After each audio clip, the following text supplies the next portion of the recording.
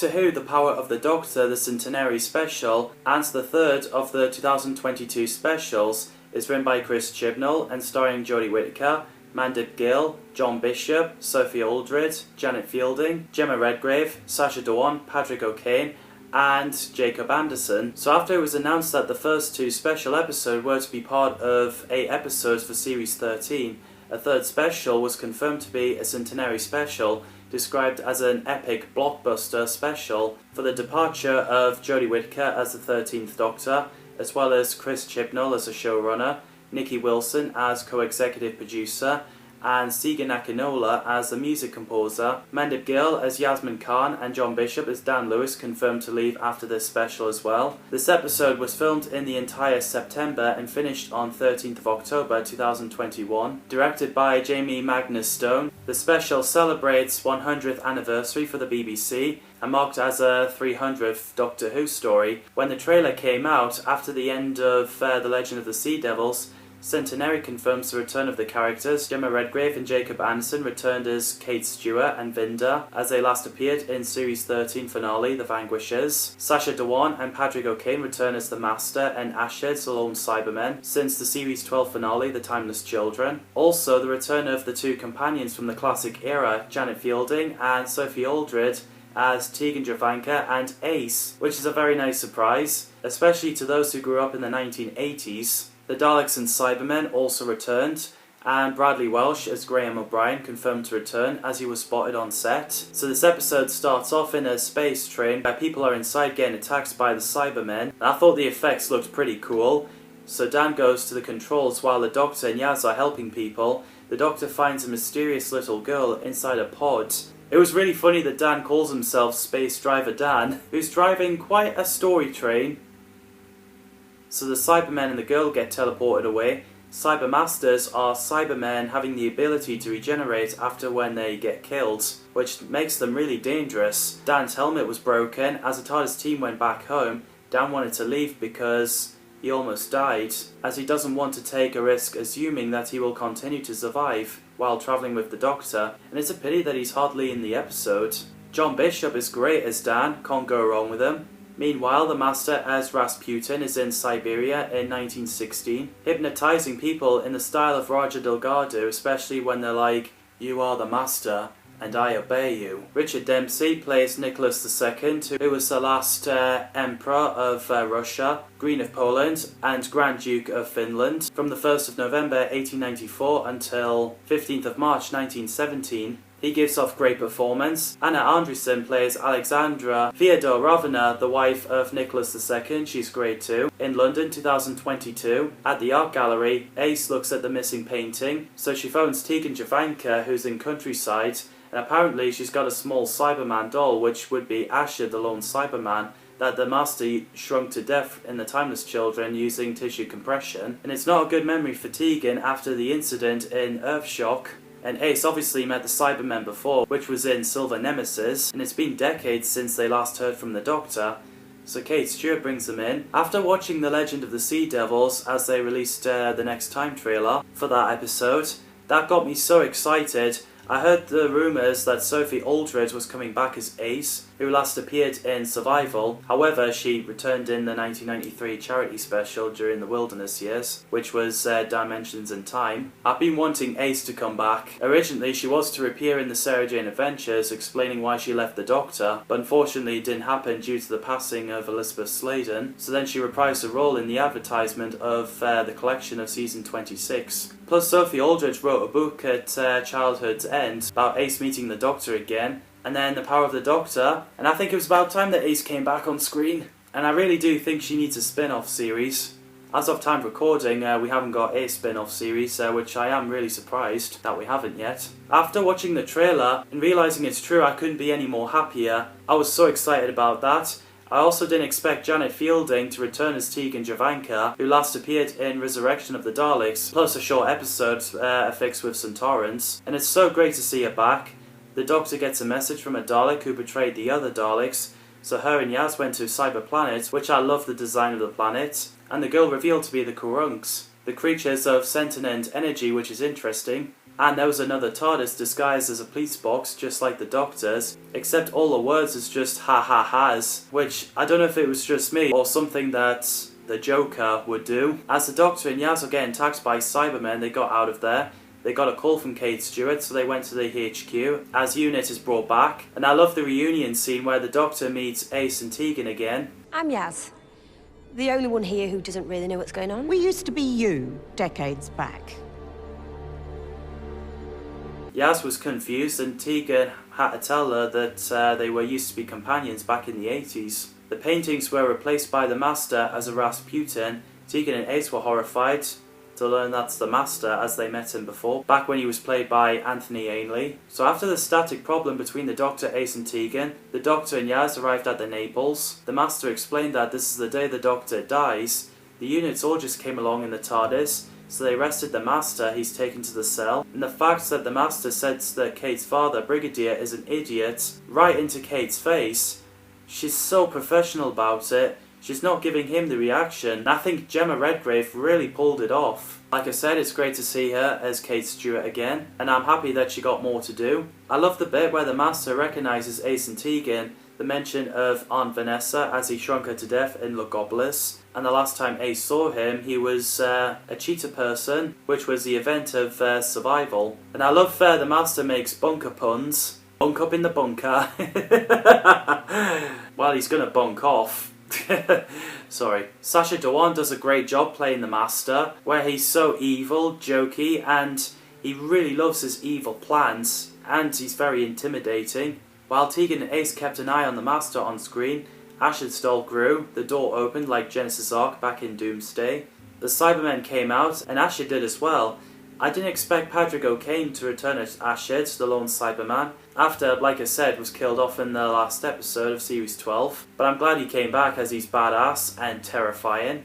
The scene was so intense where Ace and Tegan were firing their guns at the Cybermen because you'd be wondering if they're going to get killed off. And because bullets don't work, they outrun them. Unit soldiers are taken to get upgraded. Kate orders evacuation, so Ace grabs her old jacket and baseball bat, still looking badass. And I love the fact that Kate says looking very 80s.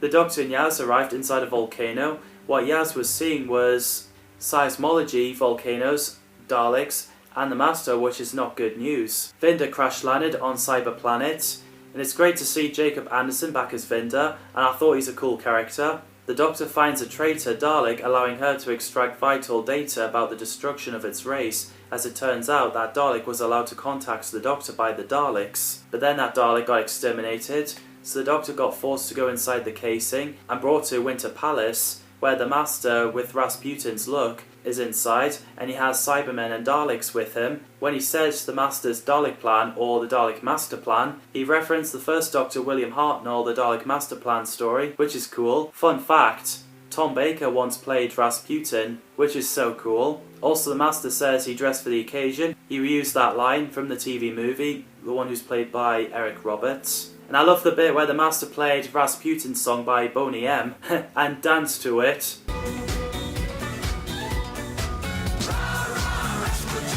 First he danced with Voodoo Child and I Can't Decide as John Sim, and now he danced Rasputin as Sacha Dhawan. And I'm not sure if that was in the script. Plus Sacha says that he was given only 1 or 2 takes for the set piece as everyone didn't have long to film that scene. Also the Force Regeneration, a callback from the War Games, at the end of the second Doctor Patrick Troughton's run. While Vinda uses his TARDIS communicator to try and ask for help from the Doctor but instead got Yaz, the Master forced the Doctor to regenerate into the Master.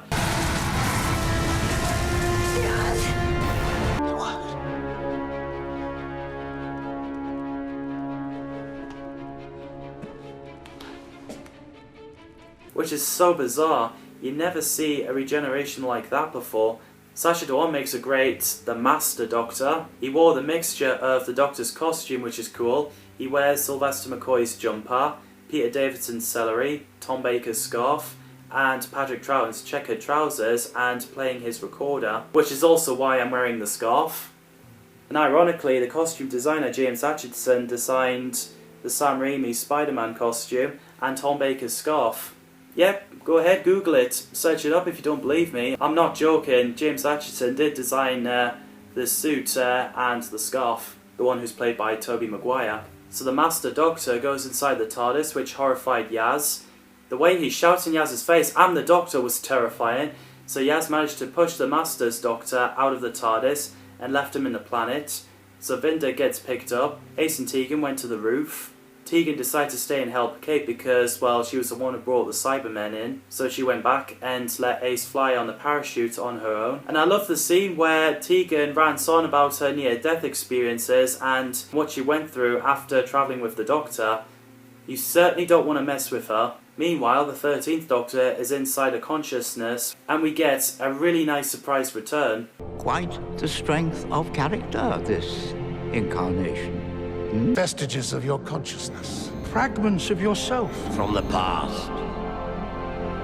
Guardians of the Air. Peter Davidson, Colin Baker, Sylvester McCoy and Paul McGann returned as the 5th, 6th, 7th and 8th Doctors. Also David Bradley, who played William Hartnell in Adventure in Space and Time, and the 1st Doctor in The Doctor Falls and Twice Upon a Time, reprised the role. I really lost it when I saw them, it's so great to see them back. And Guardians of the Edge is the aspects of the Doctor's mind where her past incarnations admitted that the 13th Doctor refused to pass through, which is cool. And I must admit, I was really sad that Tom Baker didn't show up. Apparently he was invited, but he was unavailable, according to Chris Chibnall. So the 13th Doctor has to find a way to stop herself from passing through, while Kate distracts Ashid and Cybermen by allowing herself to be taken to the conversion, so Tegan can go down to the basement to keep the Cybermen inside the building, plus manual activation is hidden in the basement. As a hologram 13th Doctor appeared in front of Tegan, she turns into the 5th Doctor, Peter Davidson, and it was a really nice moment, and especially that he mentions Adric and tells Tegan brave hearts like he normally does back when Tegan was travelling with him.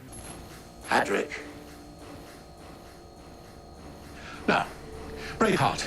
Also, Tegan saying rabbits is great, as she says it in Logopolis. After Ace was spotted and Cybermen tried shooting at her, Yaz used the TARDIS to catch Ace, and she meets Vinda. So Ace gets dropped off inside a volcano, and that's so cool that she still uses Nitro 9. And a nice moment where the 13th Doctor's hologram turns into the 7th Doctor, Sylvester McCoy, right in front of Ace saying all children leave home sooner or later. The joy is to watch them fly. And we're Ace. Fantastic moment.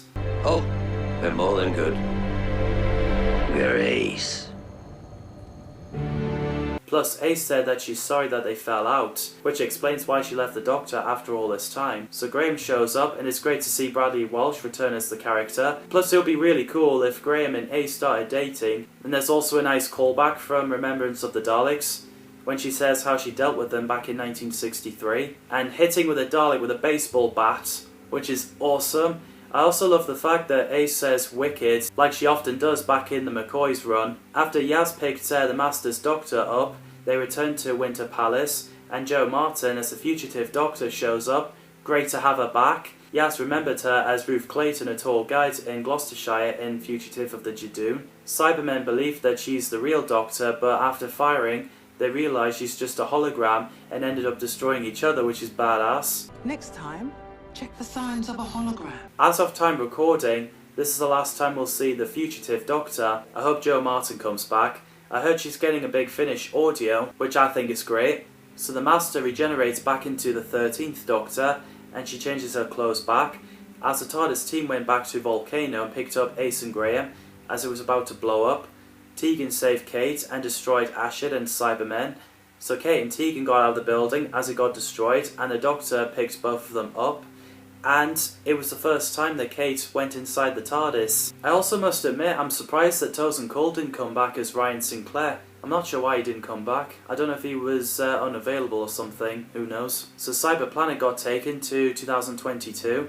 The Doctor went inside the other TARDIS and setting Quinrux free, but as the Doctor was about to go back inside her TARDIS, the Master was in pain. He controlled Quinrux's laser beam and striked at the Doctor.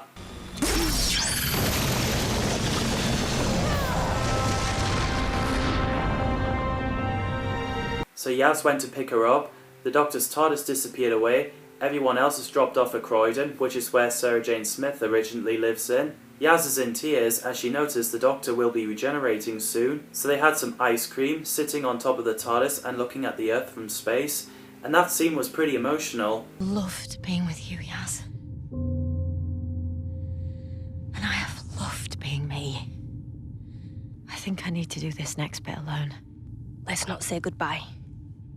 So after dropping Yaz off, Graham and Dan were having a problem with the directions, and Yaz has got the invite, which cuts to the companion support group, where Ace, Tegan and Kate joins them.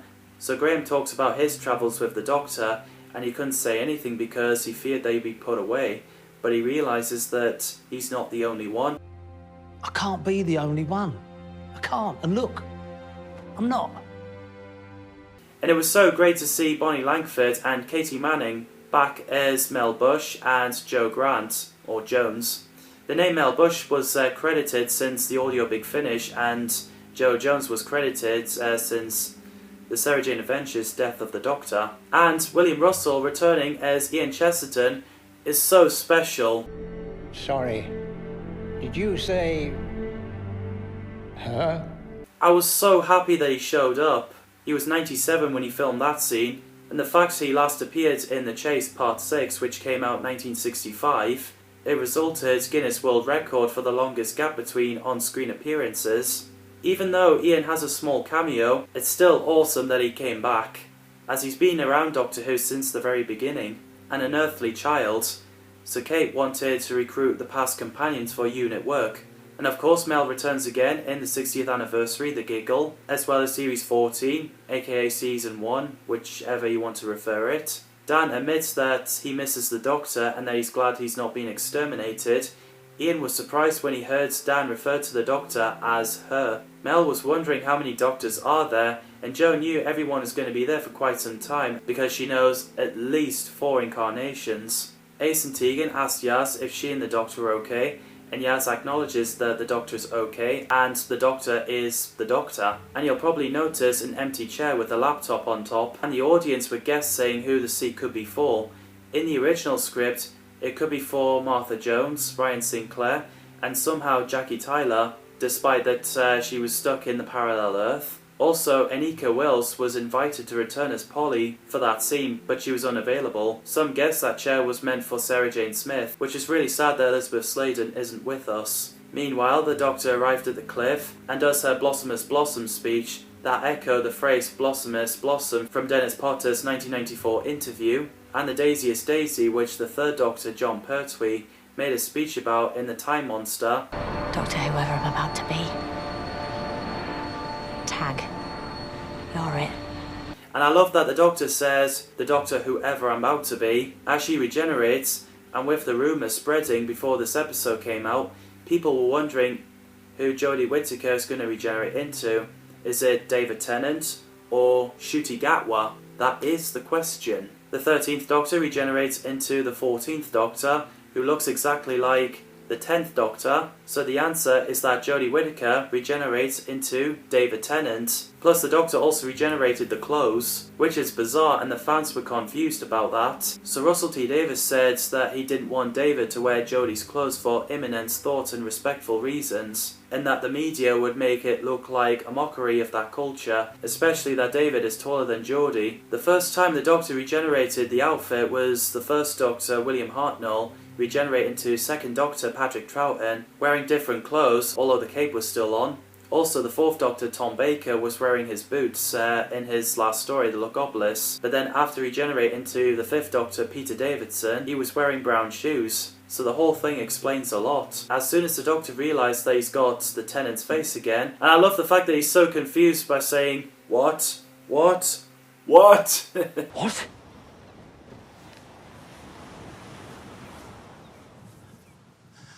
What? Then the credits roll. Did you know David Tennant wrote the line where he says, I know this teeth, and Russell T Davies written the 3 watts line. Jodie's regeneration scene was shot in Rothlock Studios on 13th of October 2021, and David's scene at Wolf Studios in Cardiff on 13th of May 2022. I really love the power of the Doctor. It is my favourite 13th Doctor Jodie Whittaker's episode. It's epic, lots of surprises and fan service. It's fantastic. It was mind-blowing. Plus I did a reaction video on the night when the episode came out.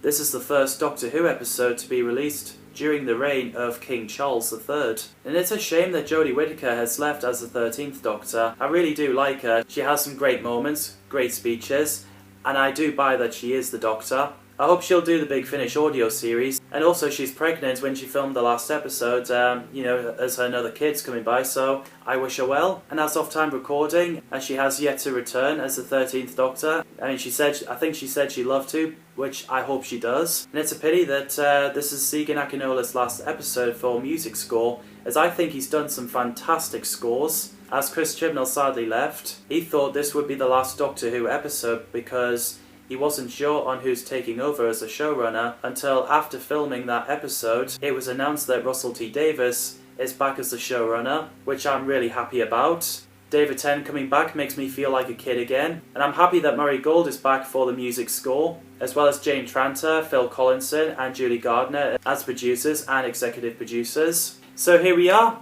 What did you think of The Power of the Doctor, Jodie's run, and the 2022 specials? Let me know in the comments down below. Thanks for watching, and tag, you're it. I'll see you in the next video.